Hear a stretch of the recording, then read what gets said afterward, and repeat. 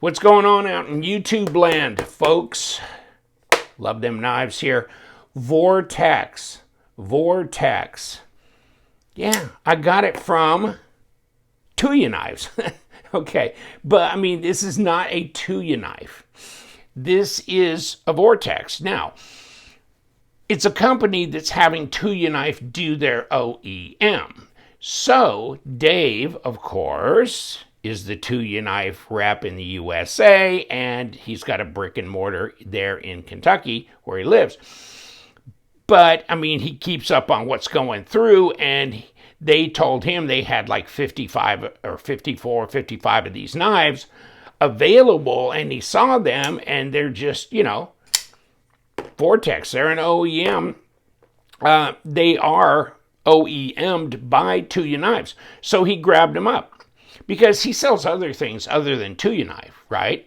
And so I'll put the link down below. He's got a whole bunch of those crystal titanium knives, and those are Tuya knives, but he's got some really interesting new models on his website. You got to check that out. And you got to check out his Instagram too, because he's showing them on the Instagram. And I like that crystalline titanium, especially when they anodize it like purple and blue and different colors and stuff. It's pretty crazy looking stuff. But no, this is not a Tuya knife. And I looked on his website. It's not here, but it's on his Instagram. It shows. So he got these in, and it's big. And he and I chat back and forth on Instagram, and he was saying, this is your bailiwick right here. This is a 9-inch knife. This is what you would like. And so I ended up getting one of these from him. And by the time I got it, it's like 3 days after I've received this knife, right? And then I got back with him, and I said, okay, I got it. And he goes, yeah, check it out and everything. But he says, I sold every one of them a lot quicker than I thought I would. And except for 5 of them that he shipped to White Mountain Knives. So White Mountain Knives will have 5 of these very soon, okay? So they will get listed anytime, 14th of April, 15th of April, some tax day shit. But, that kind of thing. So you might want to get a hold of Justin and say, I would like one of the 5, because that's it. And I went online to find this Vortex knives, and no. You can see the Max Ace Vortex. I mean, you can see there's a Vortex, T-E-K, but not T-E-X. So I don't know this company, and I don't have any links for them. Dave was saying that there will be more of these in the future, but not probably the near future. Okay. So it's 9 inches overall length, 4-inch blade, M390 titanium frame lock. And you can see 4-inch, almost 104, 105 millimeter length blade, 9 inches at 23 centimeters. Okay, so, and I don't see where it says M390, but I mean, he said it on his information, on his Instagram, etc. Because these are not listed on the Tuya Knife website either. Okay, so there's that. But drop shuddy. But you know what? I was looking at this and I was going, is that stop? Is that a stop? I mean, are those thumb studs acting as a stop? And then I looked in here and I go, whoa, we already got a stop. So what's acting as a, that's not. Then I noticed, yeah, these are hitting here, but they're not hitting down here. So these thumb studs, as you can see across there, you can see, yeah, they're hitting as a stop. But down here, they're not. You can tell by looking, they're not making contact down here. Okay, here's your hardened steel insert in there too. Oh, looks like there's an over travel stop through here, but then there is here too. So I don't know if you're doing double duty or what the deal is. These lines here are very familiar, almost like a ZT knife or something I've seen not too long ago. Or maybe it was a Wii knife or something. But, I mean, that's kind of nice that they're doing that. On the presentation side, I can't see them being able to manage that. On this side, there's so much going on with the pocket clip, like this and this and all that kind of stuff. So, but you got it on the front. And it's ooh, you know, it's heavy. I think it's 6.4 ounces is what I had seen. And this hole here, yeah, there's a bolt that goes through there. I'll show you here in a little bit. Okay, 184 grams basically. So if we get back 2 ounces, yeah, 6.48 ounces. All right. So no, it's not a thin little mini, that's for sure. And you see right there, it looks like there's a spot for a tritium bar too. 0.55 at 14.1 millimeters. So that's a little thicker than, you know, normal, I'd say. And then let's go here. Wow. Is that really real? Wow, that's 4.2 millimeter. That's 0.17. Yeah, it is. Wow, that's pretty heavy blade stock, isn't it? I can't remember the last time I've seen anything even approaching 4, much less 4.2, 4.3. And then you got a choil up here, and you got not a very big piece of paper. Okay, but that works. It's sharp. All right. We're good with that. And it comes in this box, and that's it. But it was in this pouch, which I think you're supposed to tear open from this side or whatever. But it was already open when I got it. Now, this package was opened too. But you know what? This right here. So you got this, if you can see that. All right. And there's holes through there so you can put extra oomph on there if you're trying to, if you got it screwed on too tight and you need a little help unscrewing it, you could do that. I got it tight, you know, it's as screwed in there as it needs to be, and there is no play. And there it is from the backside. So this sucker is now like a fixed blade, isn't it? So, okay. I can't unscrew the thumb studs. Come on, wrong button there. Let's do this. Okay, we're done now. So that is cool. Now just don't lose it. You know what? That like some of the Midgard's knives and stuff, and they got those bolts that go through them, and you're like, oh God, please don't. Yeah. Okay, now we got Dave's card. So if you need to give him a buzz, TuyaKnifeUS.com, or in person, Warren Blades in Corbin, Kentucky, or give him a call, or TuyaKnives@hotmail.com. So that's how you can get a hold of him. Maybe you can stay in touch with him to see when more of these will be available, because these were, I think he was saying, under $200. So I think when I saw it somewhere, it was like $219, but I think there was a discount code, so they were just under $200. Not bad, right? It's solid. Another thing that I noticed on this knife is that these thumb studs here are not really effective for me at flipping the knife. You would think I could just flip it open with this, right? I think I'm putting pressure here.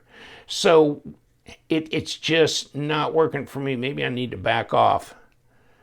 Yeah, see, I'm having a hard time with that and reverse flicking there. So what I'm doing is I'm just using the fuller, which is nice and squared off, so it's easy. Kick it open. So this is super easy, drop shutty, fidget friendly, like that. And oh, it's a hoss. It's a hoss. Here, my little Main Street here. Check that out. That's a big difference, isn't it? And to even take my big hoss, which is my Eutectic binary. I mean, this is a big knife. This is like 3.65 inch blade, 8 point something overall length, but nah. I mean, not even up to this at all yet. I mean, this is pretty decent size, but nope, not there. So it is sharp. It's a nice satin grind. It's M390. It's titanium. And there will be more at some date in the unforeseen future, because it's going to be a while before he's able to put his hands on more of them. But, you know, I just wanted to put this out there. Also, you know, White Mountain Knives, make contact with them if you want to get one of the remaining 5 that are available. And look at that. So lanyard goes through here. Ergos are great. I mean, they're fine, right? I mean, actually, they're set up perfect for me. And so, yeah. And then if you want to scooch up, you could do that, and they're still perfect. And then reverse grip feels great. Feels great. Yeah, this has got good ergos all the way around, but whew, that's a wicked-ass blade. Sheep's foot, modified sheep's foot. Wow. But it kicks open so nicely. And Dave says you might want to disassemble this because they're saying it's got washers and bearings. And he says, I'm not sure how that works out. But, I mean, it seems to work out. Their drop is nice on here. I mean, you don't have to really shake it down. Just right there, it just follows you around. So, as far as a smooth drop, it's centered. No blade play or lock rock. And your lockup is about 35% at least. Hardened steel insert. Looks like they've done some weight relieving on the inside as well. So, whew, that's kicking. Now, let's maybe take it downtown here and see what we got.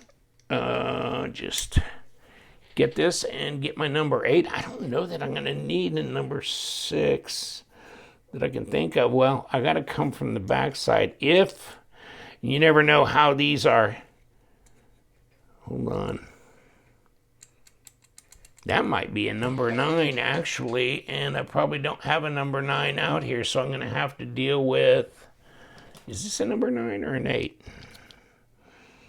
No, that's an 8 as well. I've got a 9 in my other box. Okay, never mind, but this is coming apart with an 8. Not a problem, but I think that's a 9. And let's take a look at the rest of this. Are these 8s? Yeah, these are 8s too. Ooh, baby. Are we gonna crack it open? Let's just try this. I don't know that we need to take off the pocket clip. And so if it's not a need, I'll just leave it alone. And what else is gonna need to come off of there to pop this off? What have I got else is holding on to this? Unless these, no, they're not screwed in. They're not screwed into that. So this should be able to come off, and it does. I just never want to force anything.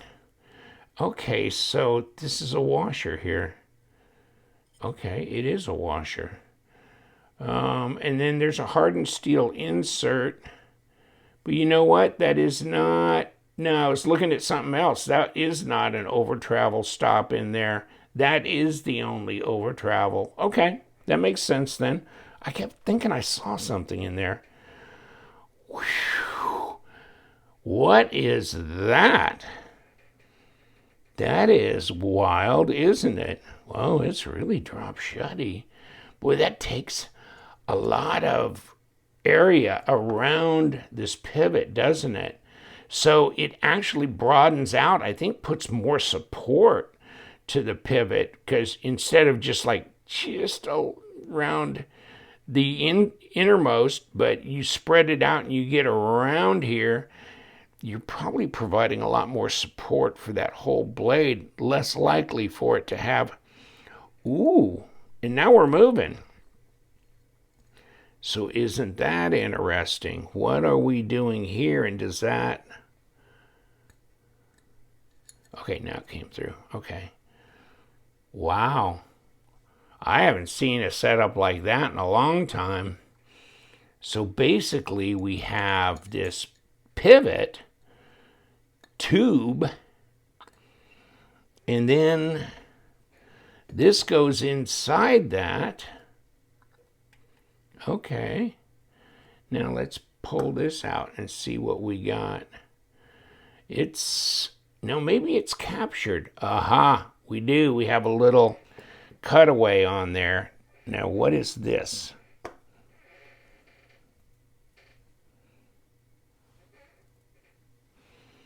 You know what? That looks like a ceramic ball. Let me see if I'm missing one of my balls. Hold on. Yes, I am. I'm missing one of my balls. Okay. Ooh, I didn't think they could come out of there, but it did. And it doesn't look like it's in real good shape either, so I don't know that it hurts to just not have it in there at all. Okay. So we got that little hump, and we got the washer. So this comes in here. Up, there it is. There's your little, okay. Okay, so that's where it mates up and keeps it from spinning. So you do have a captured here. And are we there? I guess I'll feel it when it gets around to there. Ah, there it goes. There it goes. Okay. That's interesting. And then these little washers. Okay. So you got the washers. They're not real thick, but they're not paper thin either. So you got washers. You got bearings, big round suckers, crazy looking things. And you got weight relieving. You got a pretty heavy duty stop pin. And then here's your back spacer. So, okay. I guess that's your disassembly. And it's pretty damn easy. Bank, Vortex. Check it out. Give you the link to White Mountain Knives. I'm also going to give you the link to 2U Knives US because I got several new models in. Some really cool looking titanium crystal, different colored, knives as well. And you guys, stay sharp.